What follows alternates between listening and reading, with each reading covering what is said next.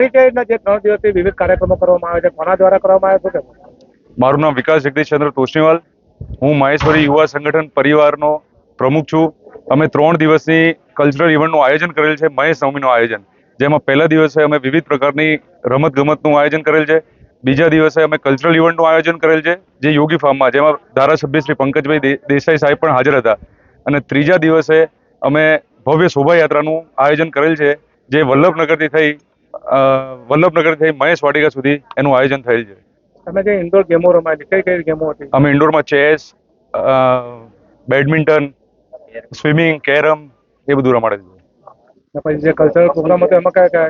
વિવિધ પ્રકારના ડાન્સ હતા.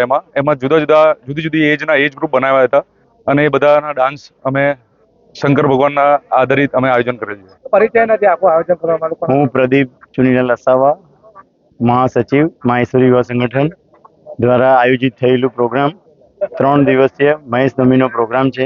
એમાં વિવિધ પ્રકારની ખેલકૂદ પ્રતિયોગિતા, બેડમિન્ટન, સ્વિંગ રેસ, પછી આપણે કેરમ, ચેસ એવી વિવિધ પ્રકારની પ્રતિયોગિતા રાખેલી. બીજે દિવસે ડાન્સ પ્રતિયોગિતા રાખેલી, યોગી ફાર્મ સાંસ્કૃતિક પ્રોગ્રામ એના લીધે. અને ત્રીજે દિવસે શોભાયાત્રા ભવ્ય આયોજન કરેલ છે. પરિચયના જે આખું આયોજન કરવામાં આવ્યું? મારું નામ રત્નેશ જાનકીલાલ તોશનીવાલ છે. હું મહેશ્વરી યુવા સંગઠનનો સાંસ્કૃતિક મંત્રી છું. અમારા સમાજમાં મહેશ નવમીનો ભવ્ય પ્રોગ્રામ હર વર્ષે થતો હોય છે.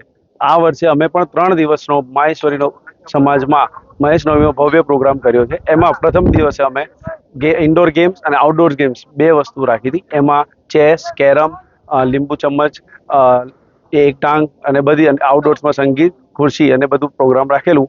અને બીજા દિવસે અમારે સાંસ્કૃતિક સંધ્યામાં એકલ નૃત્ય, ગ્રુપ ડાન્સ, બધામાં વિવિધ પ્રકારના ડાન્સ હતા. એમાં અમને સારો એવો પ્રતિસાદ મળ્યો. અને ત્રીજા દિવસે અમારે ભવ્ય શોભાયાત્રા રાખી હતી. એમાં ચિત્રકૂટ અને ચિત્રકૂટ સોસાયટી થઈ અને પહેલાદનગર થઈ અને સાવલિયાનગર થઈને મહેશ વાટિકા સુધી અમે શોભાયાત્રા કાઢી હતી.